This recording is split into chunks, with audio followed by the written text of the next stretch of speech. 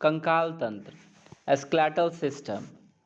कंकाल तंत्र अस्थियों का बना हुआ ढांचा होता है जो शरीर को एक निश्चित आकार प्रदान करता है। यह कोमल अंगों को सहारा देता है तथा उनकी सुरक्षा करता है। कंकाल का अन्य मुख्य कार्य शरीर को गति में सहायता देना है, हड्डियों को मांसपेशियों से जुड़ने या मांसपेशियों को संलगित होने के लिए आधार प्रदान करना तथा गति के लिए उत्तोलक या लीवर का कार्य करना है इसका मुख्य काम। मानव के अस्थि पिंजर में 206 हड्डियां पाई जाती हैं। इन्हें दो भागों में बांटा गया है, एक एक्सियल स्केलेटन अक्षीय कंकाल, दूसरा एपेंडिकुलर स्केलेटन अनुबंधी कंकाल। अक्षीय कंकाल एक्सियल स्केलेटन, इसके अंतर्गत एक्सियल के अंतर्गत सिर और धड़ की अस्थियां आती हैं। हेड और ट्रंक की अस्थियां आती हैं जो एक सीध में स्थित होती हैं। इसके अंतर्गत निम्नलिखित अस्थियां पाई जाती हैं, जैसे कि खोपड़ी की हड्डियां, स्टर्नम, रिब्स, वर्टेब्रल कॉलम इसके अंतर्गत पाई जाती हैं। आइए अब एक एक करके पढ़ते हैं। खोपड़ी, खोपड़ी क्रैनियल तथा चेहरा। जब आप देखेंगे तो खोपड़ी में लगभग 8 हड्डी होता है और चेहरा फेशियल में 14 हड्डी होता है। कुल मिलाकर अगर खोपड़ी में देखा जाए तो 22 हड्डी होता है। स्टर्नम एंड रिब्स, उरोस्थि तथा पसलियाँ। स्टर्नम 1 और रिब्स 24, कुल मिलाकर 25 हड्डियां होती हैं। खोपड़ी में 22, स्टर्नम और रिब्स मिलाकर 25 और वर्टेब्रल कॉलम में 33 हड्डियां होती हैं। न्यू बेबी बॉर्न में 33 और एडल्ट में वही 26 हो जाते हैं, तो इसको याद रखिए। दूसरा एक्सियल हड्डी के बाद होता है एक्सियल स्केलेटन के बाद होता है एपेंडिकुलर स्केलेटन। इसके अंतर्गत आने वाली अस्थियों को दो भागों में बांटा गया है, एक अपर लिम्स, दूसरा लोअर लिम्स। अपर लिम्स ए स्कंध मेखला शोल्डर ग्रिल में 4 हड्डियां होती हैं, एक कैल्विक, एक स्कैपुला। जब दाएं बाएं इसको पढ़िएगा तो 2 बोन एट वन साइड, मतलब कि दाएं में एक तरफ कैल्विक और पीछे स्कैपुला, उसी तरह से दूसरे तरफ एक कैल्विक दूसरा स्कैपुला, तो मतलब 4 हड्डियां हो गया शोल्डर ग्रिल का। बी ऊर्ध्वभुजा अपर एक्सट्रीमिटीज, आर्म्स कंधे को छोड़कर अंगुलियों के तक का हिस्सा, कंधे को छोड़कर अंगुलियों के तक का हिस्सा, फोर आर्म कोहनी से लेकर कलाई तक का हिस्सा, जिसमें कि 30 हड्डियां पाई जाती हैं। 30 हड्डियां टोटल 60, क्योंकि 2 हाथ है। इसमें आपको मिलता है एक ह्यूमरस, एक radius ulna, 8 carpal, 5 metacarpal, phalanges 14। अब यहाँ पर याद रखिए, ऊपर से एक ह्यूमरस, एक अल्ना, एक रेडियस, 8 कार्पल, 5 मेटाकार्पल और 14 फ्लैंजेस अंगुलियाँ। कुल मिलाकर यह एक हाथ में 30 हड्डियाँ और दोनों हाथ मिलाकर 60 हड्डियाँ। आर्म कंधे से लेकर अंगुलियों तक का हिस्सा फोर आर्म, कंधे को छोड़कर अंगुलियों तक का हिस्सा जो है फोर आर्म कहलाता है। लोअर लिम्ब, लोअर एक्सट्रीमिटीज, जिसमें कि 31 हड्डी एक पैर में होता है, तो दोनों मिलाकर 62 हो गया। अब इसमें क्या क्या होता है, एक यहाँ पर होता है इनोमिनेंट बोन, एक फीमर, एक पटेला, एक टीबिया, एक फिबुला, 7 टार्सल, 5 मेटाटार्सल बोन और 14 फ्लैंजेस। याद रखना है कि एक पैर में टोटल 31 हड्डी और दोनों पैर मिलाकर 62, वहीं हाथ में 30 हो जाता है, दोनों मिलाकर 60 हड्डी हो जाता है। यहाँ पर जो एक हड्डी बढ़ रहा है वह क्या चीज़ का है, एक ध्यान रखना है कि ऊपर के हाथ में और पैर में जब है कि हाथ में कार्पल्स जो है कार्पल्स 8 होते हैं और टार्सल 7 होते हैं, बाकी मेटाकार्पल्स 5 ही होते हैं और मेटाटार्सल भी 5 होते हैं। यहाँ पर एक हड्डी ऊपर में कार्पल्स कलाई में एक बढ़ जा रहा है और टार्सल में कम हो जा रहा है। इतना ध्यान से, माइनर बात है, इसको याद रखना है। और साथ ही साथ यहाँ पर एक इनोमिनेंट बोन है वो बढ़ जा रहा है। तो कुल मिलाकर हाथ में 60 हड्डी, 30-30 60 और पैर में 31-31 62 हड्डी। अस्थियों का वर्गीकरण। कंकाल की हड्डियों का वर्गीकरण उनके आकार तथा बनावट के अनुसार किया गया है। लॉन्ग बोन्स, लंबी हड्डियां, दीर्घ हड्डियां, यह ऊपरी पाई जाती हैं। यह ऊपरी लिम्स और निचले लिम्स में पाई जाती हैं। प्रत्येक लंबी हड्डी में एक दंड सॉफ्ट तथा 2 छोर एक्सट्रीमिटीज होते हैं। शरीर में लंबी अस्थि लीवर का कार्य करती है तथा विभिन्न प्रकार की गतियों में सहयोग देती है। उदाहरण के लिए लंबी हड्डियों के अस्थियों का नाम हो गया humerus, radius, ulna, femur, tibia, fibula. यह लीवर का कार्य करती है। दूसरा, शॉर्ट बोन्स, इसके अंतर्गत कलाई, रिस्ट तथा टखने, एंकल की हड्डियां आती हैं। ये हड्डियां संबंधित अंगों को सहारा देने में ताकत प्रदान करती हैं। उदाहरण के लिए ल्यूनेट, स्केफॉइड आदि। तीसरा, फ्लैट बोन्स, चपटी हड्डियां, यह अस्थियां 3 परतों की बनी होती हैं जिसमें 2 तरफ सघन अस्थि ऊतक, डेंस बोन टिश्यू तथा बीच में स्पंज टिश्यू होते हैं। यह अस्थि शरीर के उन भागों में पाई जाती है जहां सुरक्षा की आवश्यकता होती है, जैसे कपाल, स्कल, पसलियाँ, रिब्स एंड स्टर्नम और स्कैपुला। जैसे स्कल, रिब्स और स्टर्नम, स्कैपुला की हड्डियां चपटी हड्डियों के उदाहरण हैं और ये 3 परत की बनी होती हैं। 4, बेढौल अस्थियां, इरेगुलर बोन, इसके अंतर्गत चेहरे की कुछ अस्थियां तथा रीढ़ की हड्डियां आती हैं जिनकी बनावट ऊबड़ खाबड़ होती है। उदाहरण के लिए cervical vertebra, lumbar vertebrae. 5, sesamoid bone, यह अस्थियां पेशियों के टेंडन में बनती हैं तथा जोड़ों के पास पाई जाती हैं। घुटने के पास की अस्थि पटेला ऐसी अस्थियों में सबसे बड़ी होती है। सिस्मॉइड बोन का एक उदाहरण हो गया पटेला हड्डी। आइए अब पढ़ते हैं कंकाल तंत्र की कार्य प्रणाली। यह सहारा देने वाला ढांचा है। यह लीवर तथा शरीर के संचालन का कार्य करता है। यह भीतरी अंगों को सहारा देती है तथा उनकी सुरक्षा करती है। जब शरीर के तल पदार्थों में कैल्शियम की कमी हो जाती है तो यह कैल्शियम का स्राव करता है। यह उत्पत्ति करती है, रखरखाव करती है तथा अपनी मरम्मत खुद करती है। Axial skeleton. आइए डिटेल में अब एक एक्सियल स्केलेटन के बारे में पढ़ते हैं। स्कल, इसके 2 मुख्य भाग होते हैं, एक क्रैनियल, दूसरा फेशियल। एक तो हो गया क्रैनियल खोपड़ी वाला, दूसरा चेहरा वाला। साथ ही साथ इसमें कान के बारे में भी पढ़ते हैं। क्रैनियल 8 हड्डियों का बना होता है, फेशियल 14 हड्डियों का बना होता है, कान 6 हड्डियों से बना होता है। कुल मिलाकर 8, 14, 22, 6, 28 हड्डी हो गया। क्रैनियल, कपाल की हड्डियाँ। यहाँ सबसे पहले पिक्चर को देख लीजिए। पिक्चर में आपको स्पष्ट कुछ नाम समझ में आ रहा होगा, वो देख लीजिए।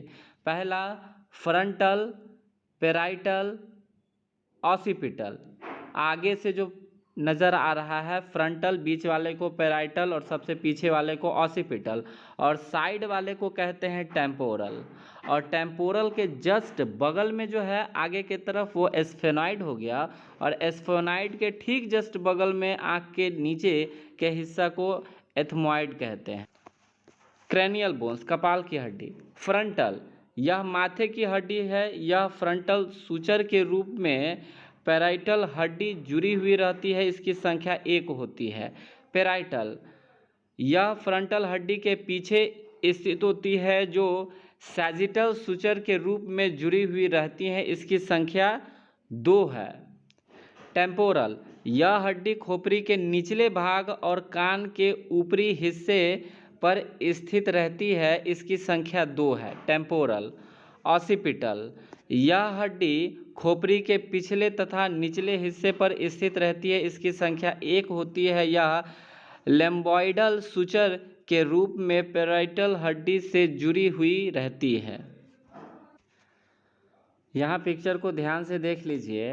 पिक्चर में यहाँ सबसे आगे के हड्डी को फ्रंटल, उसके पीछे ऊपर में जो है वह पैराइटल हो गया, और सबसे पीछे ऑसिपिटल हो गया।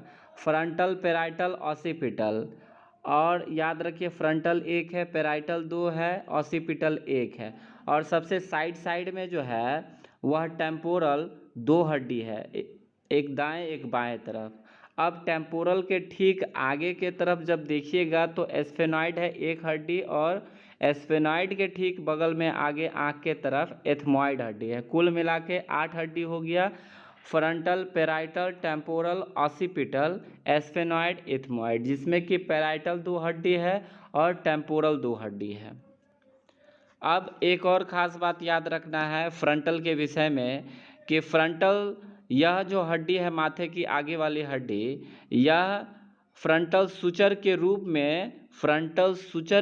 में पैराइटल हड्डी से जुड़ी रहती है। एक दूसरा, पैराइटल के विषय में याद रखना है, पैराइटल हड्डी के बारे में, यह सैजिटल सूचर के रूप में जुड़ी हुई है, सैजिटल सूचर के रूप में जुड़ा हुआ है। ऑसिपिटल के विषय में यह याद रखना है कि यह ऑसिपिटल जो सबसे पीछे वाला हड्डी है, लेम्बॉइडल सूचर के रूप में पैराइटल हड्डी से जुड़ा हुआ है। पैराइटल जो कि ऊपर में है उस हड्डी से लेम्बॉइडल सूचर के रूप में जुड़ा हुआ है। एस्फेनॉइड, यह कपाल, क्रेनियल के फर्श का भाग होता है। इसकी संरचना चमगादड़ के आकार जैसी होती है। इसी में पीयूष ग्रंथि स्थित रहती है, इसकी संख्या 1 है। इथमॉइड, यह बेतरतीब हड्डी इरेगुलर बोन है जो क्रेनियल भाग के फर्श के ऊपर और अगले भाग नाक के पास, नाक के बीच की दीवार तथा नाक की छत को बनाती है। इसकी संख्या 1 होती है। इस हड्डी में 2 प्रकार के प्लेट होते हैं, एक पेरिपेंडिकुलर प्लेट और 2 सेरिबेरिफॉर्म प्लेट। इथमॉइड बोन की संख्या 1 होती है। इस हड्डी में 2 प्रकार के प्लेट होते हैं, एक पेरिपेंडिकुलर प्लेट और 2 सेरिबेरिफॉर्म प्लेट। फेशियल बोन, चेहरे की हड्डियाँ। सबसे पहला नेज़ल, यह हड्डियाँ नाक के ऊपरी भाग या नाक के पुल का निर्माण करती है, इनकी संख्या 2 है। मैक्सिला, यह ऊपरी जबड़े की हड्डियाँ होती हैं, इसे हम अपर जो बोन कहते हैं, इसकी संख्या 2 है। जाइगोमैटिक बोन, यह आँख के नीचे और गाल के ऊपर वाले उठे हुए भाग की हड्डी है, इसे हम चीक बोन कहते हैं, इसकी संख्या 2 है। मैंडिबल, यह निचले जबड़े की हड्डी होती है जो चेहरे की सबसे बड़ी तथा मजबूत हड्डी होती है, इसे हम लोअर जॉ बोन कहते हैं, इसकी संख्या 1 है। लैक्राइमल, यह पतली हड्डी होती है जो आँख के छिद्र में एक तरफ होती है जहाँ से आंसू निकलते हैं, इनकी संख्या 2 होती है। प्लेटाइन, यह हड्डियाँ सख्त होती हैं जो तालू तथा नाक के छिद्रों की एक तरफ की दीवार तथा फर्श का भाग होती हैं, इसकी संख्या 2 है। इन्फीरियर कॉक्चे और टर्बिनेट बोन जिसे कहते हैं। यह शंख के आकार या लट्टू के आकार की पतली व गोल हड्डी होती है जो नाक के छिद्रों की एक तरफ के दीवार की भीतरी सतह के लिए खोल बनाती है तथा यह मुंह के छत के ऊपर स्थित रहती है। इसकी संख्या 2 होती है। वोमर, यह नाक के निचले व पिछले भाग में स्थित होती है। इसकी संख्या 1 है। यहाँ इस पिक्चर को देख लीजिए, इसमें 14 हड्डी हैं और सभी को एक एक करके पढ़ लीजिए। वोमर हड्डी 1 है, जाइगोमैटिक हड्डी 2 है, प्लेटाइन हड्डी 2 है, मैंडिबल 1 है, मैक्सिला 2 है, इंफीरियर नेजल 2 है, लेक्राइमल 2 है, नेजल 2 है। इसमें खासकर मैक्सिला और मैंडिबल को याद रखिए। मैंडिबल जो नीचे वाला जो हो गया और उसके ऊपर वाला जो हो गया मैक्सिला, इसको याद रखिए। मैक्सिला 2 है, मैंडिबल 1 है। वोमर तो नाक के हड्डी के आसपास का हो गया। इन्फीरियर नेजल भी नाक के पास हो गया। जाइगोमैटिक 2 है। जाइगोमैटिक मैक्सिला के ऊपर 2 जो हड्डी निकला हुआ टाइप का दिखता है चेहरा में, वो हो गया जाइगोमैटिक। लगभग इतना याद रखिए। नेजल, लैक्राइमल, ये सब नाक के पास का हड्डी है, इसको याद कीजिए। आइए कान के हड्डी के बारे में पढ़ते हैं। मध्य कान में 3 छोटी छोटी अस्थियां पाई जाती हैं। इन तीनों अस्थियों को सामूहिक रूप से छोटी अस्थियां या ऑसिकल कहा जाता है। इनके नाम स्टेपिज, इनकस और मैलियस है। यह तीनों छोटी अस्थियां या ऑसिकल के नाम लैटिन भाषा से लिए गए हैं। इनका आकार के कारण इन्हें नाम दिया गया है, जिसमें स्टेपिज स्ट्रिप, घुड़सवार जिसे कुंडे में पैर फंसाकर रखता है, उसके नाम पे रखा गया है। फिर इनकस, एनविल, लोहार की निवाई जिस पर लोहार रखकर पीटता है, उसे एनविल कहते हैं। और मैलियस हैमर, हथौड़े के आकार का होता है। तो आकार के आधार पर इन सभी का नाम रखा गया है, स्टेपिज, इनकस और मैलियस का। इसमें 6 हड्डियां होती हैं, जिसे मैलियस, इनकस, स्टेपिज। जब मैलियस, इनकस, स्टेपिज के बारे में आप पढ़ेंगे तो मैलियस हैमर हो गया, इनकस एनविल हो गया, स्टेपिज स्टीर अप हो गया। इन सभी की संख्या 2-2 है। मैलियस, इनकस, स्टेपिज 2-2 संख्या में है। आइए अब पढ़ते हैं थोरैक्स के विषय में। कुल मिला के इसमें आपको पढ़ना है एक स्टर्नम हड्डी के बारे में और 24 रिब्स हड्डी के बारे में, जो कि 12 और 12 करके दोनों तरफ होता है। यहाँ दिख रहा होगा स्टर्नम। यह छाती के बीच की हड्डी होती है। जो भाग होते हैं, जो बीच वाला भाग होता है स्टर्नम का ऊपरी भाग मैन्यूब्रियम, स्टार्ड तथा सबसे निचला युवावस्था में कार्टिलेज का बना होता है। ये जो स्टर्नम देख रहे हैं, इसे ब्रेस्ट बोन भी कहते हैं। इसे ब्रेस्ट बोन भी कहते हैं स्टर्नम को। 2 पसलियाँ, रिब्स। मनुष्य के शरीर में 12 जोड़ी पसलियाँ होती हैं। इसमें कह रहा है असल पसलियाँ, ट्रू रिब्स 7 जोड़े। यह ऊपरी 7 पसलियों के जोड़े हैं जो थोरैक्स वर्टिब्रा से शुरू होकर स्टर्नम के साथ कोस्टल कार्टिलेज, कोस्टल उपास्थि के साथ जुड़े रहते हैं। ऊपर से 7 जो हो गया वह ट्रू रिब्स हो गया, असल पसलियाँ। और उसके बाद जो 3 रिब्स है, 3 जोड़ा, जिसे बनावटी पसलियाँ फॉल्स रिब्स कहते हैं, फॉल्स रिब्स, यह थोरैक्स वर्टिब्रा से शुरू होकर स्टर्नम के साथ जुड़े नहीं होते हैं। 3 जोड़े बनावटी पसलियाँ असल पसलियों के निचली 7वीं पसली के साथ कोस्टल कार्टिलेज के माध्यम से जुड़े हुए होते हैं। अब वह 7, 3 के बाद जो बच जाता है 2, वह फॉल्स रिब, तैरती हुई पसलियाँ होती हैं। अंतिम 2 जोड़े जो थोरैक्स वर्टिब्रा से शुरू होकर बिल्कुल भी स्टर्नम के साथ जुड़े हुए नहीं होते हैं, इन्हें फ्लोटिंग रिब्स कहा जाता है। ऊपर वाले को ट्रू रिब्स, फॉल्स रिब्स और सबसे लास्ट वाले को फ्लोटिंग रिब्स भी कहते हैं। अब आइए पढ़ते हैं वर्टिब्रल कॉल्यूम के विषय में, स्पाइनल कॉल्यूम के विषय में, रीढ़ की हड्डी कशेरुका दंड के विषय में। इसमें 33 कशेरुकाएं वर्टिब्रा नामक हड्डियां होती हैं। वयस्क की मेरुदंड 60 से 70 सेंटीमीटर लंबा होता है। इसमें 33 कशेरुकाएं वर्टिब्रा होती है, जिसमें से 24 अलग अलग होती हैं तथा शेष 9 आपस में जुड़कर 2 अस्थियां बनाती हैं। वर्टिब्रा कशेरुकाओं का वर्गीकरण और नामकरण उनकी स्थिति के अनुसार होता है। मेरुदंड को स्पाइनल कॉल्यूम भी बोला जाता है। वर्टिब्रल कॉल्यूम की सभी हड्डियां आपस में फिब्रोकार्टिलेज के साथ जुड़ी रहती हैं। एक वयस्क पुरुष में इसकी लंबाई 60 से 70 सेंटीमीटर होती है। एक मनुष्य में 33 वर्टिब्रल बोन्स होती हैं। 33 वर्टिब्रा में से 24 वर्टिब्रा अलग अलग होती हैं तथा 9 वर्टिब्रा 2 अस्थियों में बटी हुई होती हैं। ऊपरी 24 वर्टिब्रा गतिशील होती हैं तथा 9 वर्टिब्रा को शरीर में उनकी स्थिति के आधार पर 5 भागों में बांटा जाता है। मतलब कि 5 भागों में जो बांटा जाता है वह किन को? 9 वर्टिब्रा को शरीर में उनकी स्थिति के आधार पर 5 भागों में बांटा जाता है। ऊपर के 3 वर्टिब्रा कॉलम गतिशील होते हैं, उन्हें हम मूवेबल वर्टिब्रा कहते हैं। नीचे के दोनों वर्टिब्रल कॉलम को फिक्स वर्टिब्रा कहते हैं।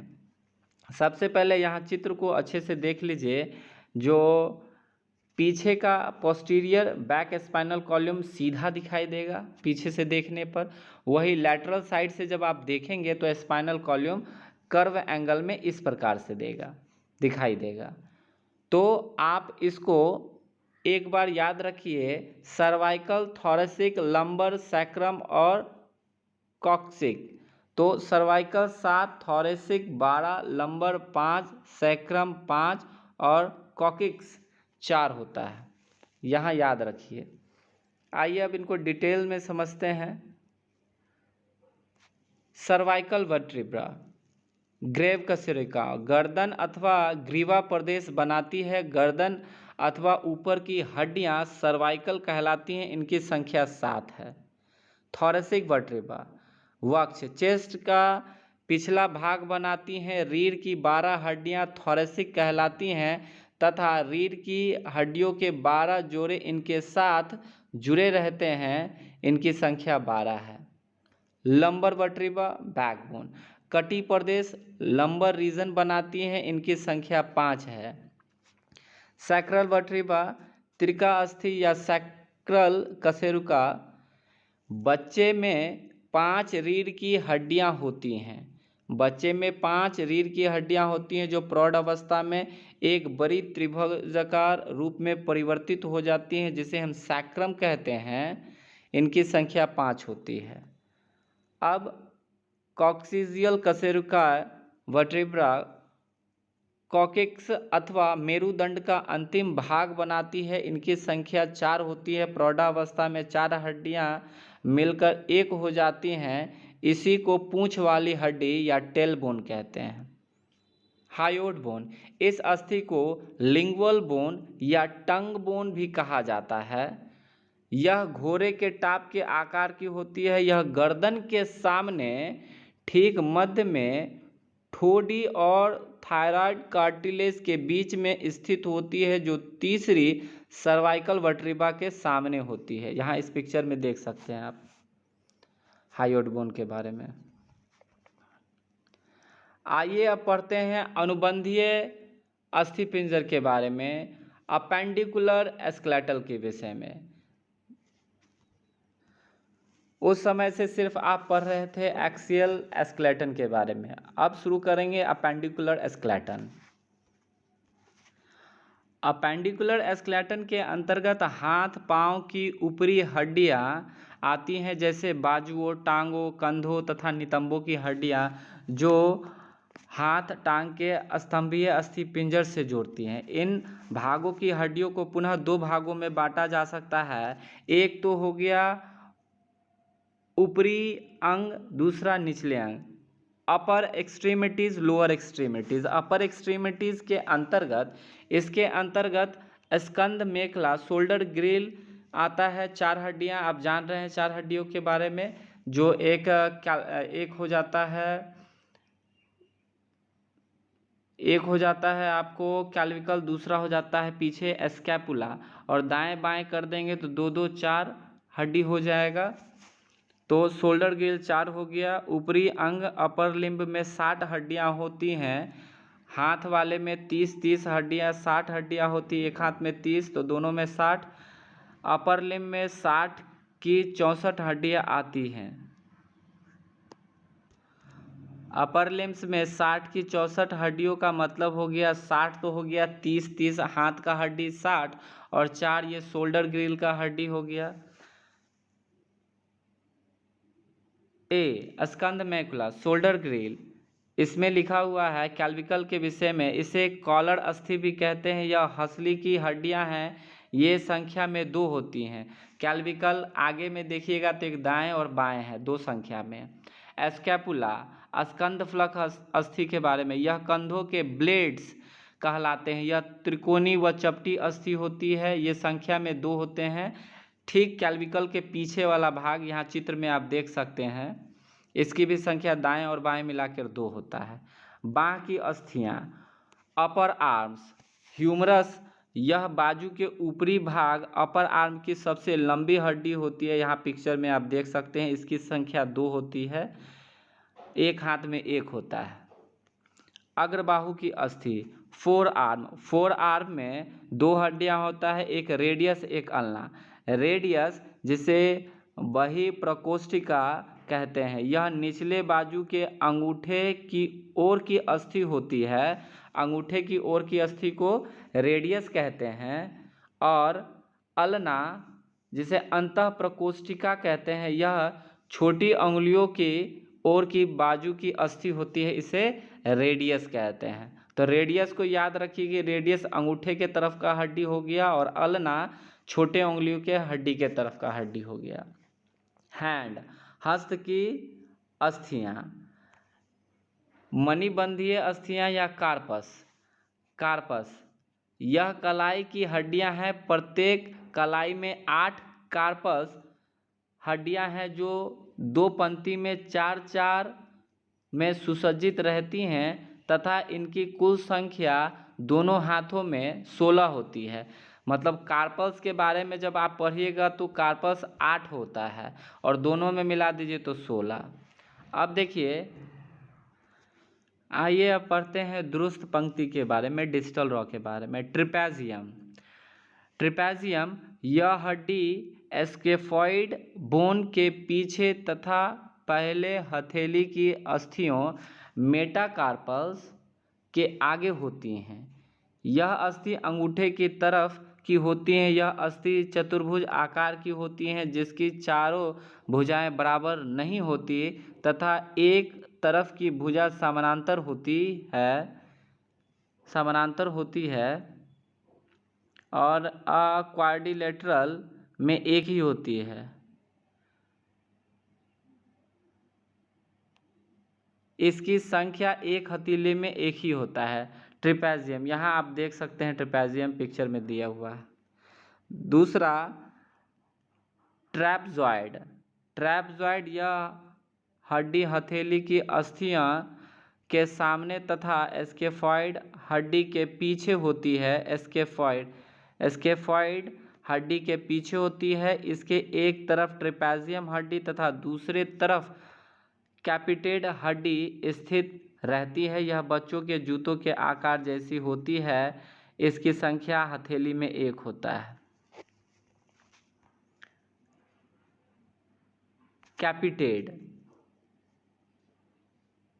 कैपिटेड समुंडिका, यह हड्डी ऊपर से गोल होती है। यह हड्डी तीसरे हड्डी के सामने और ल्यूनेट हड्डी के पीछे तथा स्केफॉइड हड्डी से जुड़ी रहती है। यह कलाई की सबसे बड़ी हड्डी होती है। इसकी संख्या 1 हथेली में होती है। हेमेट अंकुशिका, इस हड्डी को अंसिफोम हड्डी भी कहते हैं। अंसिफोम हड्डी, यह कील के आकार की हड्डी होती है, जिसके आधार पर हुक जैसी आकृति लगी होती है। यह हड्डी पीसीफॉर्म हड्डी तथा ट्राइक्वेट्रल हड्डी से जुड़ी रहती है, जिसके आगे चौथी व पांचवी हथेली की हड्डी रहती है। इसकी संख्या एक हथेली में एक होती है। प्रॉक्सिमल रॉ यह रेडियस और अल्ना के पास की हड्डियों के विषय में होता है। देखिए स्केफॉइड, ल्यूनेट, ट्राइक्वेट्रल और पेसिफॉर्म के विषय में पढ़िए। स्केफॉइड यह हड्डियां नाव के आकार की होती हैं, इसलिए इनको नेविकुलर हड्डी भी कहा जाता है। इनकी संख्या एक होती है। कलाई में सबसे अधिक चोट इसी में लगती है। ल्यूनेट यह आधा चंद्रमा जैसा होता है। स्केफॉइड और ल्यूनेट दोनों हड्डियां रेडियस हड्डियों से जुड़ी रहती हैं, जो कलाई का पहला भाग होता है। इसकी संख्या हथेली में एक होता है। ट्राइक्वेट्रल यह अल्ना हड्डी से जुड़ी रहती है। यह देखने में त्रिकोण आकार की दिखाई देती है। इसकी संख्या एक हथेली में होती है। फिजिफार्म यह कलाई की सबसे छोटी हड्डी होती है, जो देखने में मटर के दाने के आकार की होती है। यह ट्राइक्वेट्रल तथा अल्ना हड्डी से कार्टिलेज के माध्यम से जुड़ी रहती है। इसकी संख्या हथेली में एक होता है। अब पढ़िए मेटाकार्पल्स के बारे में। मेटाकार्पल्स सबसे पहले कार्पल्स जो हड्डी होता है वह 8 होता है। कार्पल्स के बाद आता है मेटाकार्पल्स। मेटाकार्पल्स 5 होता है। चाहे मेटाकार्पल्स पढ़िए या मेटाटार्सल पढ़िए, दोनों में 5 हड्डी होता है। यह हथेली की मेटाकार्पल्स यह हथेली की लंबी हड्डियां होती हैं, जिनकी संख्या एक हथेली में 5, दोनों में 10 होती है। फ्लैंजेस फिंगर के विषय में, यह उंगलियों की हड्डियां होती हैं। प्रत्येक उंगली में 3-3 तथा अंगूठे में 2-2 होती हैं। एक हाथ में 14 तथा दोनों हाथों को मिलाकर इसकी संख्या 28 होती है। पैर में या हाथ में फ्लैंजेस की संख्या 14-14 ही होती है, याद रखिए। अब पेल्विक ग्रिल के बारे में पढ़िए। यह पेल्विक ग्रिल 2 हड्डियों से बना होता है। यह 2 हड्डियों से मिलकर बना होता है। एक ओसाकोसाई श्रेणी हड्डी, इनॉइमिटेड बोन, इसमें 2 अनामी अस्थियां इनॉइमिटेड बोन या कूल्हे की हड्डियां हिप बोन होती हैं। अनामी अस्थियां इनॉमिनेट बोन 3 अस्थियों से मिलकर बनी होती हैं, जिसके नाम इलियम, इसीजियम और प्यूबिक होते हैं, जिसमें ऊपर के दोनों भागों को इलियम कहा जाता है। यह इलियम सैक्रल वर्टेब्रा से जुड़ा रहता है, जिसके सीधे में 5वां लंबर वर्टेब्रा होता है। इसी को सैक्रोइलियक जोड़ कहा जाता है। सैक्रो से तात्पर्य सैक्रल वर्टेब्रा से तथा इलियक से तात्पर्य इलियम से होता है। यह अर्धचल संधि होती है। इस इलियम में सबसे लंबी हड्डी फीमर का सिरा प्याले जैसी आकृति सॉकेट में फंसा रहता है। इस प्याले जैसी आकृति को एसिटाब्लम कहते हैं। इसका सबसे निचला भाग इसियल ट्यूबरोसिटी कहलाता है। इलियम नीचे आकर जहां जुड़ता है उसे हम प्यूबिक सिम्फेसिस कहा जाता है। यह भी अर्धचल संधि होता है। फीमर यह जांघ की हड्डी होती है, जो शरीर की सबसे लंबी तथा मजबूत हड्डी होती है। पटेला यह घुटने की चपटी हड्डी होती है। पटेला को जानुफलक अस्थि भी कहा जाता है। टीबिया जिसे अंतरजंघिका अस्थि कहा जाता है। टीबिया निचले टांग की मुख्य अस्थि जो फिबुला के मध्यवर्ती और आगे स्थित होती है, इसे सीन बोन भी कहा जाता है। टीबिया को सीन बोन कहा जाता है। बहिर्जंघिका या फिबुला यह लंबी व पतली हड्डी होती है, जो निचली टांग में भीतरी भाग में टीबिया के पीछे स्थित होती है। इसे काफ बोन भी कहा जाता है। टीबिया को सीन बोन और फिबुला को काफ बोन भी कहा जाता है। टार्सल जो कि 14 होता है, दोनों में साथ साथ मिलाकर 14। टार्सल, यह टखने की हड्डी होती है। मेटाटार्सल 5-5 हड्डी मिलाकर 10 होता है। फ्लैंजेस 14-14 मिलाकर यह पैर के पंजों की हड्डियां होती है। 14-14 मिलाकर 28 फ्लैंजेस हड्डी।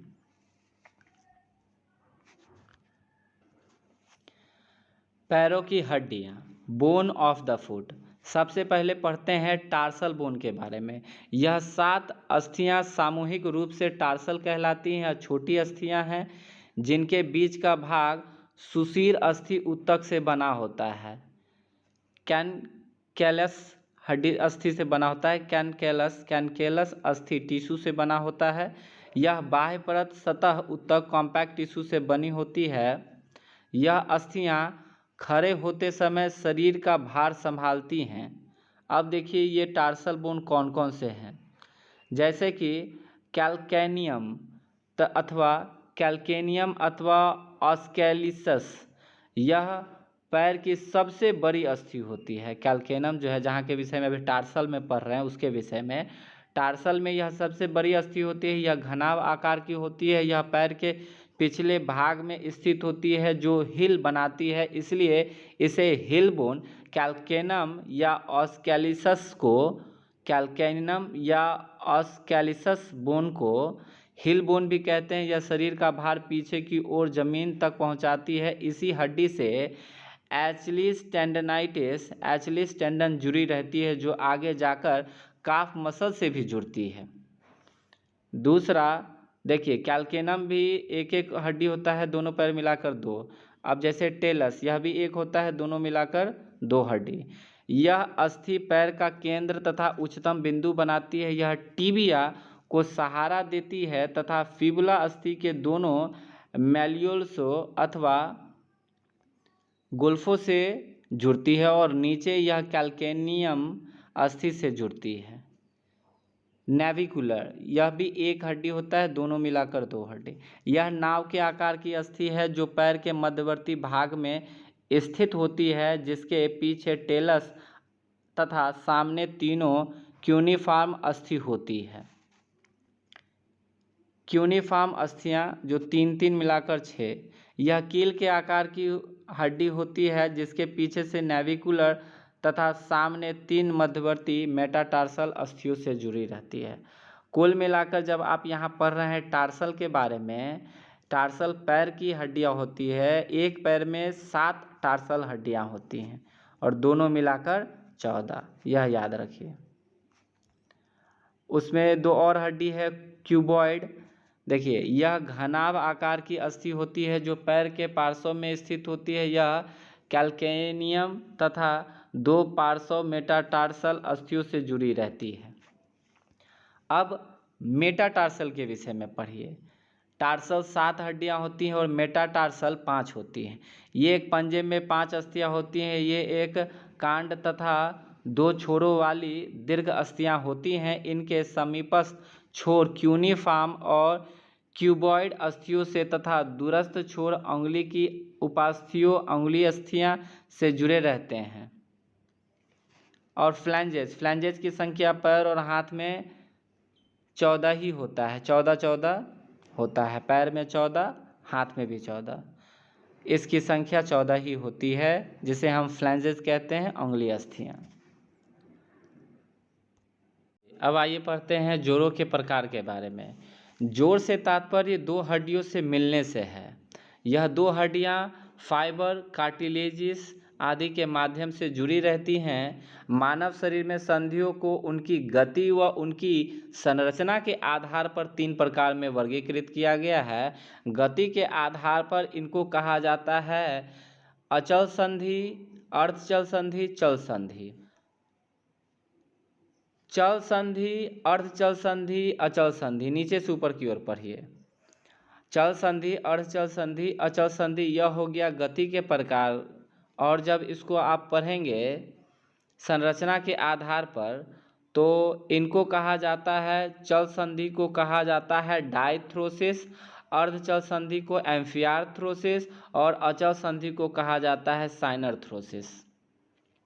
इंग्लिश में इसका नाम अगर आप देखिएगा, चल संधि को साइनोवियल जॉइंट्स कहा जाता है, अर्धचल संधि को स्लाइटली मूवेबल कहा जाता है और अचल संधि को इमूवेबल मतलब फाइब्रस ज्वाइंट कहा जाता है। आइए सबसे पहले पढ़ते हैं अचल संधि के बारे में। अचल संधि इमूवेबल ज्वाइंट। अचल संधि, इस संधि को फिक्स्ड फाइबर, साइनर्थ्रोसिस आदि के नामों से जाना जाता है। यह संधि फाइबर के माध्यम से जुड़ी रहती है जो किसी भी प्रकार की गति नहीं करती है। इसके अंतर्गत आने वाली संधियों को फाइबर या तंतु की लंबाई व उनकी स्थिति के आधार पर इन्हें 4 प्रकार में बांटा गया है। अब सबसे पहले छोटे फाइबर या तंतु के आधार पर जो बांटा गया है उसे कहते हैं सूचर। जिन अचल संधियों के मध्य संयोजी ऊतक के रूप में छोटे तंतु या फाइबर्स होते हैं उन्हें हम सूचर नामक जोड़ कहते हैं। यह जोड़ टाँकों की तरह होते हैं। जिस प्रकार अगर किसी के शरीर पर कट लग जाए तो उसके लिए चिकित्सक टाँके लगाते हैं, ठीक उसी तरह से जोड़ होते हैं, ये जोड़ होते हैं। यह जोड़ मनुष्य के खोपड़ी में पाया जाता है। सूचर जोड़ मनुष्य के खोपड़ी में पाया जाता है। खोपड़ी की पूरी 22 हड्डी, खोपड़ी की पूरी 22 हड्डी इन्हीं के मध्य जुड़ी रहती है। सबसे बड़ा सूचर जोड़ पेराइटल हड्डी का जोड़ होता है। पेराइटल हड्डी का जोड़ होता है। जैसा कि आप जानते हैं सर में फ्रंटल, पेराइटल, उसके बाद सबसे पीछे ऑसिपिटल होता है। यहाँ पर कह रहा है कि सबसे बड़ा सूचर जोड़ जो होता है पेराइटल हड्डी का जोड़ होता है, जिससे सैजिटल सूचर भी कहते हैं, जिसे सैजिटल सूचर भी कहते हैं। इसी प्रकार फ्रंटल हड्डी जहाँ से पेराइटल हड्डी से जुड़ी रहती है उसे हम कोरोनल सूचर कहते हैं। इसी प्रकार पेराइटल हड्डी से ऑसिपिटल भी जुड़ी रहती है, उसे हम लेम्बॉइड सूचर कहते हैं। अच्छे से समझ लीजिए। सबसे बड़ा सूचर जोड़ जो होता है पेराइटल हड्डी का जोड़ होता है, जिसे हम सूचर या फिर सैजिटल सूचर भी कहते हैं। इसके अतिरिक्त अन्य सूचर जोड़ों को हड्डियों के नाम से भी जाना जाता है।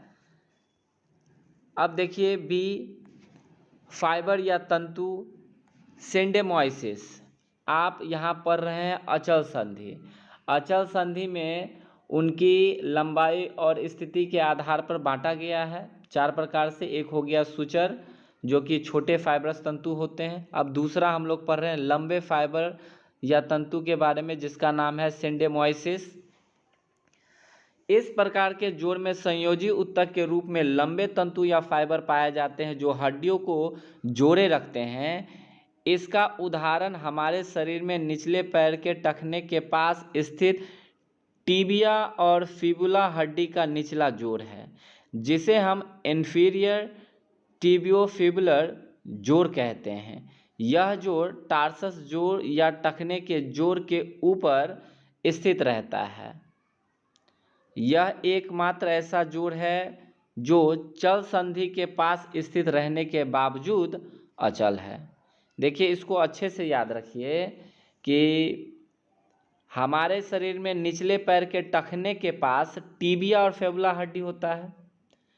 टिबिया और फिबुला हड्डी का निचला जोड़ होता है, जिसे हम इंफीरियर टिबियो फिबुलर ज्वाइंट कहते हैं। यह जोड़ टार्सस जोड़ या टखने के जोड़ के ऊपर रहता है। यह एकमात्र ऐसा जोड़ है जो चल संधि के पास स्थित रहने के बावजूद भी अचल संधि होता है, अचल होता है। अच्छा, यहाँ एक चीज़ मिस कर गए इस पिक्चर में। यहाँ पे जो आपको कोरोनल के विषय में कहा गया है कि यह फ्रंटल और पेराइटल को जोड़ने वाले को कोरोनल सूचर कहते हैं। कोरोनल को एक और चीज़ से आप जोड़ के देखिए। आप जब प्लेन पढ़ेंगे तो वहाँ पर आपको फ्रंटल प्लेन एक जगह मिलेगा पढ़ने को। फ्रंटल प्लेन को कोरोनल प्लेन भी कहते हैं इसी कारण से, इसी की वजह से उसका नाम कोरोनल प्लेन भी है फ्रंटल प्लेन का, ये भी याद रखिए। आइए अब पढ़ते हैं गोम्फोसिस के बारे में। गैम्फोसिस एक ग्रीक शब्द है जिसका अर्थ बोल्ट होता है। इसे हम डेंटो एल्वियोलर सिंडेमोसिस, यह दांतों के कोटर या सॉकेट में पाया जाता है। इसे पेग एंड सॉकेट जोड़ भी कहा जाता है। पेग से तात्पर्य दांतों का निचला नुकीला भाग, यहाँ पिक्चर में दिख रहा है निचला नुकीला भाग, और सॉकेट से तात्पर्य जिसमें दांत का नुकीला भाग लगा रहता है। तो यह दांतों का जोड़ गैम्फोसिस कहलाता है, जो निचले और ऊपरी जबड़े में रहता है। दांतों को सॉकेट में जोड़ने के लिए पेरिथोडोंतल लिगामेंट नामक फाइबर संयोजी ऊतक के रूप में कार्य करता है। यहाँ पिक्चर में भी आपको गैम्फोसिस जॉइंट दिख रहा होगा, उसको एक बार समझ लीजिए। और नीचे का जो जबड़ा हो जाता है उसे मैंडिबल कहते हैं, ये तो यहाँ भी पिक्चर में दिखा रहा है। अब पढ़ते हैं सैक्रोइलियक जॉइंट के बारे में। यहाँ पर पिक्चर दिख रहा है, यहाँ सर्कल किया हुआ है, देखिए इसी को सैक्रोइलियक जॉइंट कहते हैं। ये जो आपको बीच में दिख रहा है वो इलियक का भाग है और साइड वाला सैक्रो का भाग है। अब देखिए क्या है,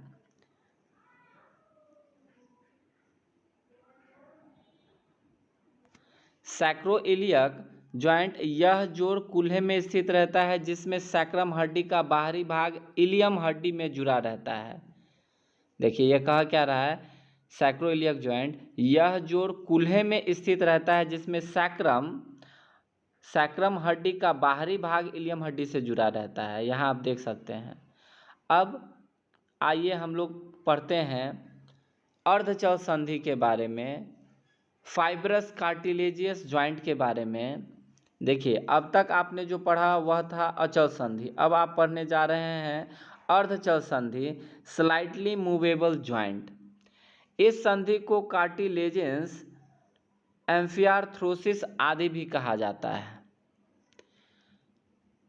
इस संधि में दो हड्डियों के मध्य कार्टिलेज रहते हैं, इसलिए इसे कार्टिलेजेंस जोड़ कहा जाता है।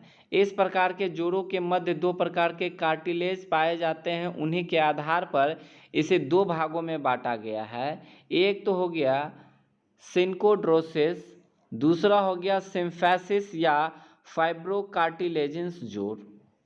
सिनकोड्रोसिस, इस प्रकार के जोड़ों के मध्य हायालाइन कार्टिलेज पाए जाते हैं। यह कार्टिलेजेंस नीले रंग के मजबूत व लचीले होते हैं। इसके अंतर्गत मानव शरीर के दो जोड़ आते हैं, ग्रोथ प्लेट्स और एस्टर्नो कॉस्टल संधि। देखिए कह क्या रहा है, जब आप अर्धचल संधि पढ़ रहे हैं तो अर्धचल संधि के प्रकार को जब आप पढ़ेंगे तो इनके जोड़ों के मध्य, किनके जोड़ों के मध्य, ठीक से पढ़िए, इन संधि को कार्टिलेजियस या एम्फियार्थ्रोसिस कहा जाता है। इस संधि में दो हड्डियों के मध्य कार्टिलेज रहते हैं, इसीलिए इसमें कार्टिलेजेंस जोड़ कहा जाता है। अब यह कार्टिलेजेंस जो जोड़ है, इस प्रकार के जोड़ों के मध्य दो प्रकार के कार्टिलेज पाए जाते हैं, उन्हीं के आधार पर इसे दो भागों में बांटा गया है, जिसको बोलते हैं सिनकोड्रोसिस। अब सिनकोड्रोसिस में क्या होता है, सिनकोड्रोसिस इस प्रकार के जोड़ों के मध्य में हायालाइन कार्टिलेज पाए जाते हैं। यह कार्टिलेज नीले रंग के मजबूत व लचीले होते हैं। इसके अंतर्गत मानव शरीर के दो जोड़ आते हैं। इसके अंदर में देखिए, एक तो पहले ही आप कार्टिलेजेस के बारे में देख रहे हैं कि यह दो हड्डियों के मध्य में कार्टिलेज होता है। अब कार्टिलेज के अंदर में जो दो था सिनकोड्रोसिस, उसके भी अंदर में दो प्रकार के जोड़ पाए जाते हैं, एक ग्रोथ प्लेट्स, दूसरा एस्टर्नोकोस्टल संधि। ग्रोथ प्लेट्स क्या होता है, यह संधि लंबी हड्डियों के सिरों के पास स्थित होती है, जिन्हें हम एपिफिशियल प्लेट कहते हैं। यह लिगामेंट लंबी हड्डियों के सिरों से थोड़ा सा नीचे स्थित रहते हैं। इन्हीं के आधार पर एक बच्चे या युवा की वृद्धि होती है। एस्टर्नोकोस्टल संधि, यह एस्टर्नम तथा रिब्स हड्डियों के मध्य का जोड़ होता है, जो अर्धचल संधि के रूप में कार्य करता है। देखिए स्टर्नोकोस्टल संधि जो है यह स्टर्नम तथा रिब्स हड्डियों के मध्य का जोड़ होता है। स्टर्नम तो रिब्स हड्डियों के मध्य का जोड़ ही है। तो यह जो अर्धचल संधि हो गया, अर्धचल संधि का उदाहरण हो गया जैसे कि स्टर्नम हड्डी। अब आइए पढ़ते हैं सिम्फैसिस। जैसा कि आप जानते हैं कार्टिलेजियस को दो भागों में बांटा गया है, सिनकोंड्रोसिस और सिम्फैसिस। तो सिम्फैसिस या फाइब्रोकार्टिलेजियस जोड़, इस प्रकार के जोड़ों के मध्य फाइब्रस कार्टिलेज पाए जाते हैं। यह कार्टिलेज सफ़ेद और सख्त होते हैं। मानव शरीर में इसके अंतर्गत दो जोड़ पाए जाते हैं, दो प्रकार के जोड़ पाए जाते हैं, इंटरवर्टिबल जॉइंट, दूसरा प्यूबिक सिम्फैसिस जॉइंट। इंटरवर्टिबल जोड़, यह जोड़ हमारी कशेरुकाओं के मध्य पाया जाता है, जिसमें गर्दन की 7 सर्वाइकल वर्ट्रीवा, वक्ष की 12, थोरैक्स की 12, कमर की 5 वर्ट्रीवा लंबर रीजन की। यह सभी वर्ट्रीवा फाइब्रस कार्टिलेज से जुड़ी रहती हैं जो धीरे धीरे गति करती हैं। सैक्रल वर्ट्रीवा कॉसिक्स भी इस फाइब्रस कार्टिलेज से जुड़ा रहता है। मतलब जितना भी वर्ट्रीबल आप देख रहे हैं हड्डी सब, वह सभी फाइब्रस कार्टिलेज से जुड़ा रहता है, इतना ही याद रखिए। प्यूबिक सिम्फैसिस जॉइंट, यह कूल्हे का सबसे निचला जोड़ होता है जिसमें इनोमिनेट हड्डी, इनोमिनेंट बोन कूल्हे के दोनों सिम्फैसिस दायां व बायां फाइब्रस कार्टिलेज से जुड़े रहते हैं। इसे हम प्यूबिक सिम्फैसिस जोड़ कहते हैं। यहाँ इनोमिनेट बोन को याद कर लीजिए कि इनोमिनेट बोन जो होता है वह कूल्हे की हिप बोन होती है एक प्रकार की। इसमें 3 हड्डियां मिलकर इनोमिनेट बोन बनता है, जिसमें इलियम, इसिचियम और प्यूबिक होता है। इन तीनों के मिलने से इनोमिनेट बोन बनता है। आइए अब हम लोग पढ़ते हैं चल संधि के बारे में। फ्रीली मूवेबल जॉइंट, जिसे साइनोवियल जॉइंट या डाइथ्रोसिस के नाम से भी जाना जाता है। मानव शरीर में जो जोड़ गति करने में सहायक होते हैं उन्हें हम चल संधि कहते हैं। यह जोड़ 3 तलों में से संबंधित तल में गति करते हैं। यह जोड़ 3 तलों में से संबंधित तल में गति करते हैं। जोड़ों की तलों में गति, बनावट व शरीर में स्थिति के आधार पर 6 प्रकार में वर्गीकृत किया गया है। 1. Gliding joint, hinge joint, pivot joint, condyloid joint, saddle joint, last ball and socket joint. अब देखिए ग्लाइडिंग जॉइंट जो होता है वह नॉन एक्सियल जॉइंट होता है। हिंज जॉइंट सैजिटल प्लेन और फ्रंटल प्लेन मतलब कि यूनी एक्सियल होता है। पिवोट जॉइंट, यह यूनी एक्सियल, हॉरिजॉन्टल प्लेन और वर्टिकल एक्सिस से संबंधित है। और कॉन्डिलाइट जॉइंट जो होता है वो बाईएक्सियल जॉइंट होता है। सैडल जॉइंट भी बाईएक्सियल होता है।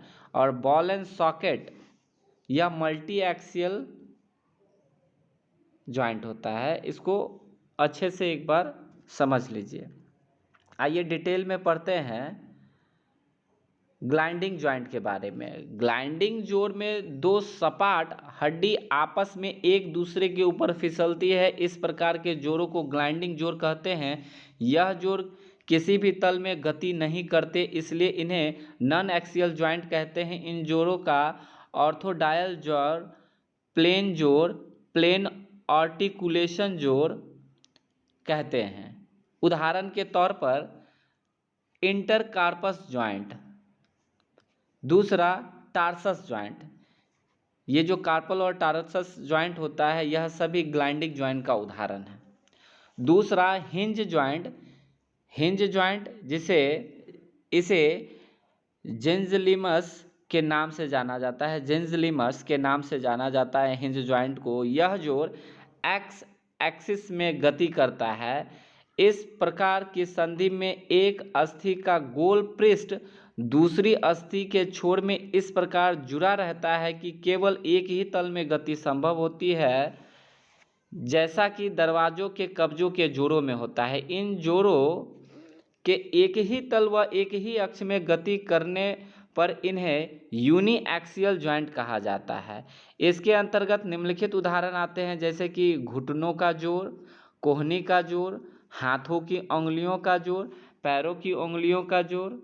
यह सभी जो उदाहरण हैं हिंज ज्वाइंट के उदाहरण हैं। इसमें जोड़ के पास स्थित दो हड्डी के मध्य का कोण कम होता है, जिसे आकुंचन फ्लैक्शन कहते हैं, एवं जोड़ के पास स्थित दो हड्डियों के मध्य का कोण का ज़्यादा होना एक्सटेंशन कहलाता है। इसमें जोड़ के पास का अंग 180 डिग्री पर खुलता है। आकुंचन व प्रसारण की गति सैजिटल तल में होती है। पिवॉट ज्वाइंट, यह आपको बाएं तरफ पिक्चर में दिख रहा होगा। इस जोड़ को trochoid joint, rotatory joint, lateral ginglymus joint भी कहते हैं। यह जोड़ वाई एक्सिस में गति करता है। पिवट संधि में खड़ी हड्डी के उभार रूपी अक्ष के समानांतर ऊपरी हड्डी टिकी रहती है। दूसरे शब्दों में कह सकते हैं कि इस जोड़ में एक हड्डी का सिरा दूसरे हड्डी के नुकीले सिरे पर घूमता है। यह वह जोड़ होता है जिसमें सिर्फ रोटेशन होती है, इसलिए इसे यूनी एक्सियल ज्वाइंट भी कहा जाता है। यह हॉरिजॉन्टल प्लेन में गति करता है। इसके उदाहरण निम्नलिखित है। अटलांटो एक्सियल जोड़, यह गर्दन के ऊपर का जोड़ होता है जिसमें खोपड़ी का एटलस भाग, जिसे हम सर्वाइकल C1 कहते हैं, तथा अक्ष के रूप में C2 रहता है। इस सर्वाइकल 2 पर सर्वाइकल 1 जो खोपड़ी से जुड़ा रहता है एटलस, घूर्णन गति करता है। नोट, सर्वाइकल 1 खोपड़ी के ऑसिपिटल बोन से जुड़ा रहता है। ऑसिपिटल के बारे में आप जानते हैं, जैसे कि खोपड़ी का जो सबसे पिछला हिस्सा होता है फ्रंटल, पेराइटल और सबसे पीछे वाला ऑसिपिटल जोड़, उसके विषय में कह रहा है कि सर्वाइकल 1 खोपड़ी के ऑसिपिटल बोन से जुड़ा रहता है, जिसे हम अटलांटो ऑसिपिटल ज्वाइंट कहते हैं, जो सिर को ऊपर नीचे करने में मदद करता है। पहले वह दूसरे सर्वाइकल वर्टिब्रा में अक्षीय के रूप में लगा रहता है, इसलिए इसे एटलस जोड़ या अटलांटो एक्सियल ज्वाइंट कहा जाता है। दूसरा हो गया आपको प्रॉक्सिमल रेडियोल्यूनर ज्वाइंट, रेडियस हड्डी तथा अल्ना हड्डी।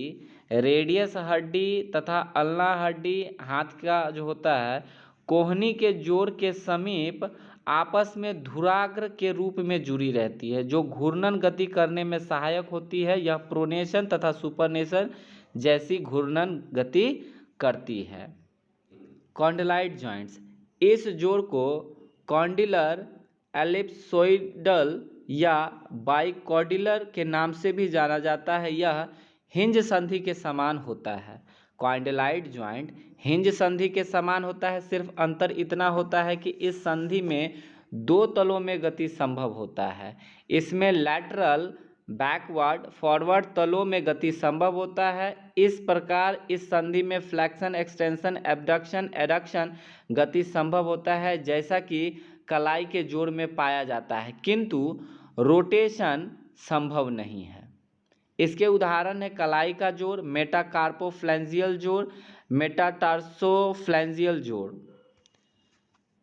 सैडल जोड़, इस जोड़ को सैडल जोड़ भी कहा जाता है। इस जोड़ को सेलर ज्वाइंट भी कहा जाता है। इस जोड़ में दोनों हड्डियां एक दूसरे के विपरीत आकृति की होती हैं। सैडल ज्वाइंट, जिसे सेलर ज्वाइंट भी कहा जाता है, इन जोड़ों में दोनों हड्डियां एक दूसरे के विपरीत आकृति की होती हैं। इस जोड़ में एक हड्डी घोड़े की काठी, सैडल के आकार की होती है, और दूसरी हड्डी घुड़सवार जिस प्रकार घोड़े पर बैठता है उस प्रकार की होती है। हमारे शरीर में ऐसा जोड़ अंगूठा का जोड़ होता है, सैडल जोड़। यह जोड़ दो तलों में गति करता है, सैजिटल तल में फ्लैक्शन एक्सटेंशन और फ्रंटल तल में एबडक्शन एडक्शन। इसलिए इस जोड़ को बाई एक्सियल ज्वाइंट कहा जाता है। इसे परस्पर आदान प्रदान वाली संधि भी कहते हैं। इसका उदाहरण ट्रेपेजियम तथा प्रथम मेटाकार्पल अस्थि की संधि है। इस संधि में युवत गति संभव होती है जिससे अंगूठा प्रत्येक उंगली के सामने जा सकता है। कहने का तात्पर्य यह है कि यहाँ किसी भी दिशा में व तल में गति संभव है।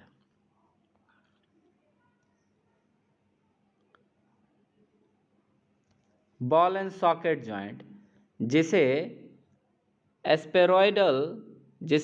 एस्पेरॉयडल संधि भी कहा जाता है।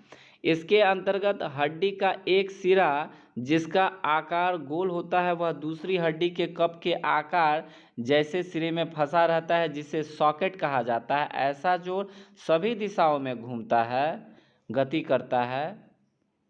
ऐसा जोड़ सभी दिशाओं में गति करता है। यह जोड़ तीनों तलों में गति करता है। इस जोड़ में अस्थि का दूरस्थ सिरा डिस्टल पार्ट तीनों अक्षों में गति करता है, इसलिए इसे हम चैंपियन जोड़ भी कहते हैं। बॉल एंड सॉकेट जॉइंट को एस्पेरॉयडल संधि भी कहते हैं, चैंपियन जोड़ भी कहते हैं। उदाहरण के लिए जैसे हिप जॉइंट, कंधे का जोड़, शोल्डर का जोड़, हाथ की ऊपरी हिस्से की हड्डी ह्यूमरस का सिरा स्कैपुला हड्डी के गड्ढे ग्लेनाइड कैविटी में फंसा रहता है। कूल्हे का जोड़ या हिप जोड़, इस कूल्हे के जोड़ में जांघ की फीमर नामक हड्डी कूल्हे की इनोमिनेट बोन नामक हड्डी में कप जैसी आकृति गड्ढा जिसे एसिटाब्लम कहा जाता है में फंसा रहता है। अब देखिए, आइए अब हम लोग पढ़ते हैं संधियों के गति के बारे में। हमने अभी पढ़ा टाइप्स ऑफ जॉइंट्स के बारे में, अब हम लोग पढ़ेंगे जॉइंट्स ऑफ मूवमेंट के बारे में। मानव शरीर की गति जोड़ प्रदान करते हैं। ये सभी जोड़ चल संधियों से संबंधित हैं। देखिए, जितने भी जॉइंट्स ऑफ मूवमेंट के विषय में हम लोग पढ़ने वाले हैं यह सभी चल संधियों से संबंधित हैं। जोड़ों की गतियों को मानव शरीर गति विज्ञान के विशेषज्ञों ने मुख्य रूप से 4 प्रकार में बांटा है। जॉइंट्स मूवमेंट को 4 प्रकार में बांटा है। एक gliding movement, angular movement, rotatory movement, circumduction movement. Gliding movement यह गति प्लेन जोड़ द्वारा होती है। इसमें छोटी छोटी समतल या सपाट हड्डियां एक दूसरे पर आगे पीछे या दाएं बाएं फिसलती है। यह गति निम्नलिखित जोड़ों से संबंधित है। अब कहाँ कहाँ ग्लाइडिंग मूवमेंट होगा? इंटरकार्पल जॉइंट में, इंटरटार्सल जॉइंट में, एस्टर्नोक्लेविकुलर जॉइंट में, और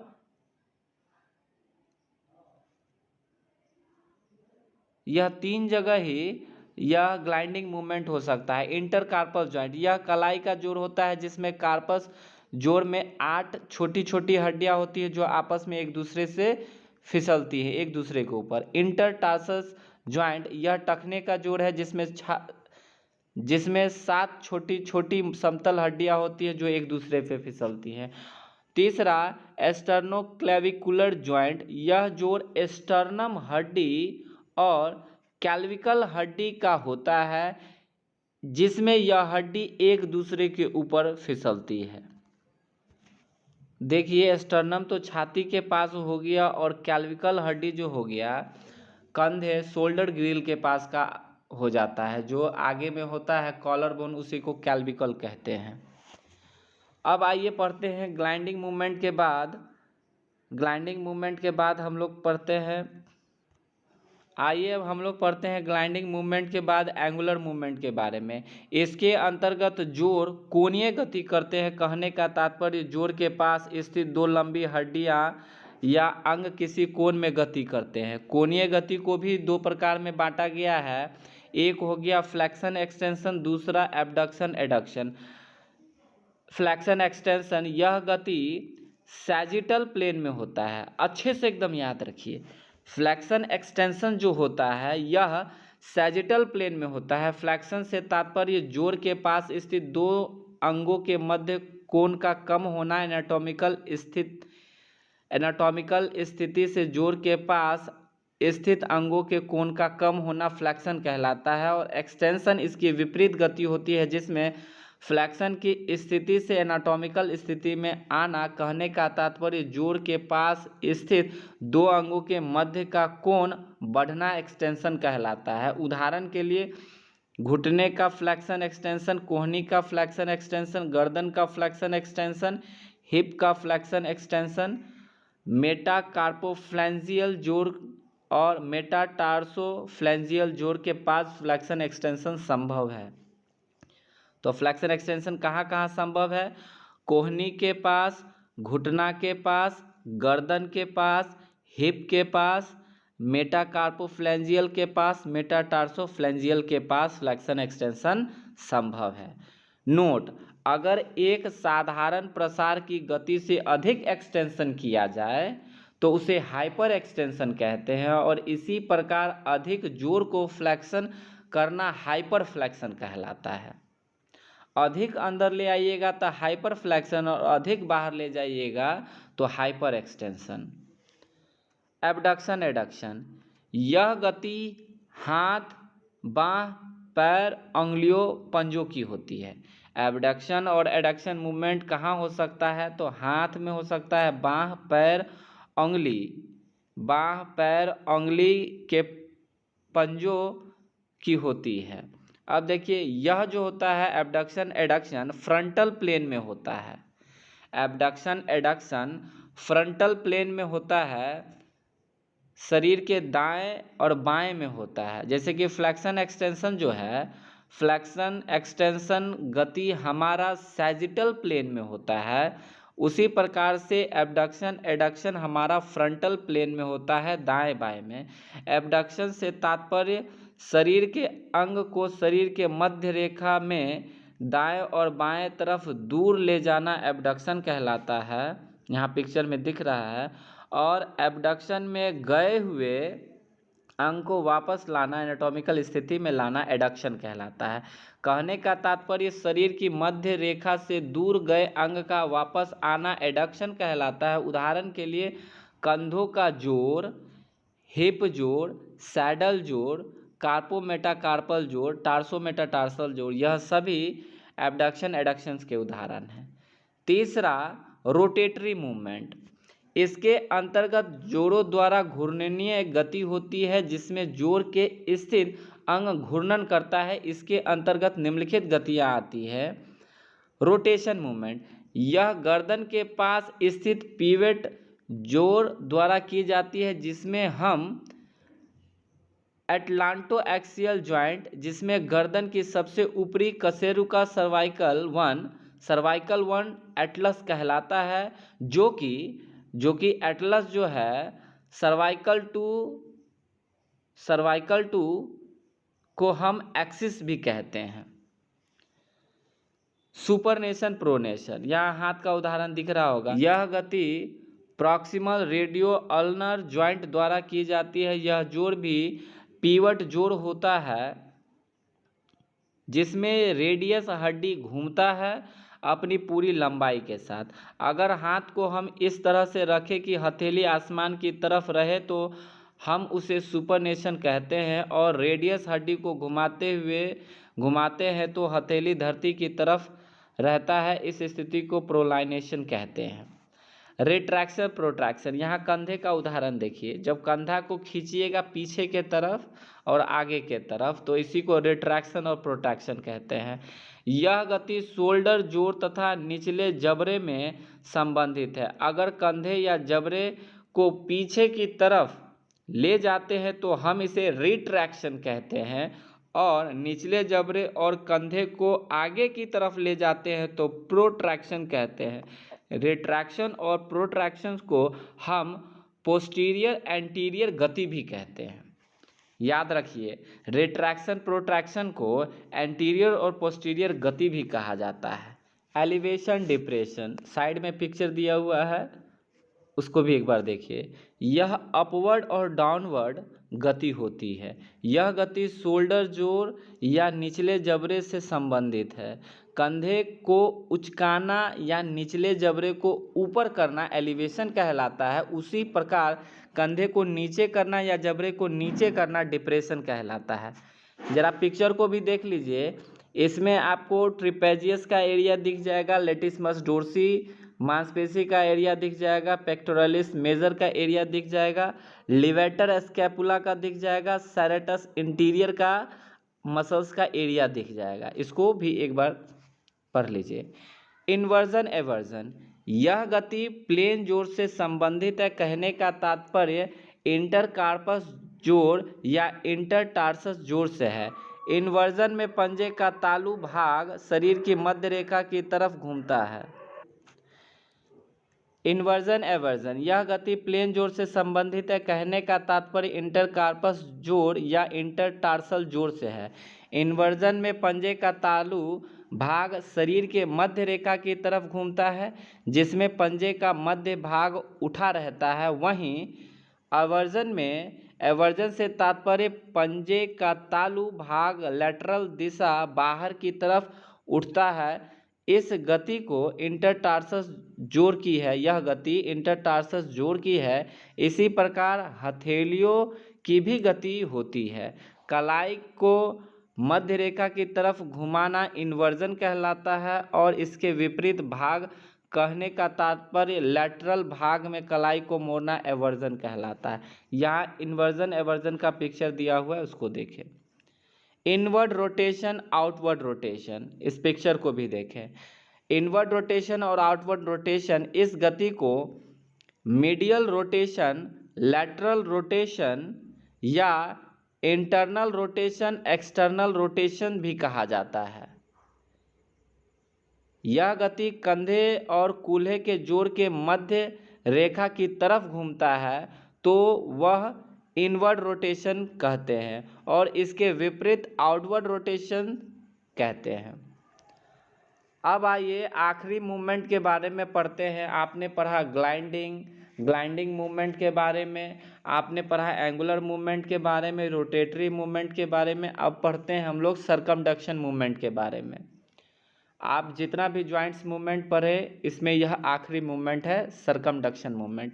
यह वह गति होती है जिसमें कोणीय व घूर्णनीय गति एक साथ होती है। कोणीय से तात्पर्य फ्लेक्शन, एक्सटेंशन, एबडक्शन, एडक्शन, और चक्रीय गति जिसमें अंग को एक अक्ष पर रखकर घुमाया जाता है, इसे कॉनिकल गति भी कहते हैं, क्योंकि जब हम किसी अंग को जैसे बाह को घुमाते हैं तो कंधे या कूल्हे का जोड़ अक्ष के रूप में कार्य करता है और इनका दूरस्थ भाग चक्र में घूमता है तो यह जोड़ से लेकर दूरस्थ भाग तक कोण जैसी आकृति बनाता है। इस गति में बॉल एंड सॉकेट जोड़ 360 डिग्री में चक्रीय गति करता है, जैसे शोल्डर एबडक्शन होने के पश्चात इसको घुमाना।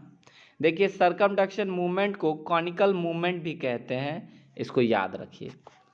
अब आइए आज के टॉपिक में आखिरी ये पढ़ते हैं उपास्थि के प्रकार, टाइप ऑफ कार्टिलेज। देखिए, हड्डियों के बाद सबसे मजबूत अगर कहा जाता है तो कार्टिलेज को ही कहा जाता है, उपास्थि को कहा जाता है। अब उपास्थि को 3 प्रकार में बांटा गया है। एक elastic cartilage, hyaline cartilage, fibrous cartilage. Elastic cartilage पीले रंग का होता है, हाइलिन कार्टिलेज हल्का नीला होता है, फाइब्रस कार्टिलेज सफ़ेद होता है। सबसे पहले पढ़िए इलास्टिक कार्टिलेज। इलास्टिक कार्टिलेज, यह कार्टिलेज पीले रंग के होते हैं। इस कार्टिलेज में कोशिकाएं काफ़ी पास पास होती हैं। यह कार्टिलेज खींचने के बाद भी तुरंत अपनी पूर्व स्थिति में आ जाते हैं। मनुष्य के शरीर में यह कान की पाली तथा श्वसन तंत्र के लैरिंक्स में पाई जाती है। इलास्टिक कहाँ कहाँ पाया जाता है? इलास्टिक कार्टिलेज कान की पाली और श्वसन तंत्र के लैरिंक्स में। दूसरा, हाइलिन कार्टिलेज। यह कार्टिलेज हल्के नीले रंग की होती है जो मजबूत व लचीली होती है। यह कार्टिलेज भी 2 प्रकार का है। हाइलिन कार्टिलेज 2 प्रकार का है, एक articular cartilage, costal cartilage. Articular cartilage जो लंबी हड्डी के सिरों के पास पाई जाती है, जिन्हें हम ग्रोथ प्लेट या फाइसिस भी कहा जाता है। कोस्टल कार्टिलेज, यह कार्टिलेज शरीर के खोखले अंगों में पाया जाता है, जैसे नाक, श्वसनली, कान, लैरिंक्स, ब्रोंकस। तीसरा हो गया और आखिरी हो गया फाइब्रस कार्टिलेज। यह सफ़ेद रंग के कार्टिलेज होते हैं, इसमें कोशिकाओं की संख्या कम होती है। यह कार्टिलेज बंडल में पाए जाते हैं। यह वहाँ पाए जाते हैं जहाँ ताकत की आवश्यकता होती है। यह शरीर के जोड़ों के पास पाए जाते हैं, कशेरुकाओं के मध्य पाए जाते हैं। फाइब्रस कार्टिलेज कहाँ कहाँ पाए जाते हैं? शरीर के जोड़ के पास या कशेरुका के मध्य के पास पाए जाते हैं।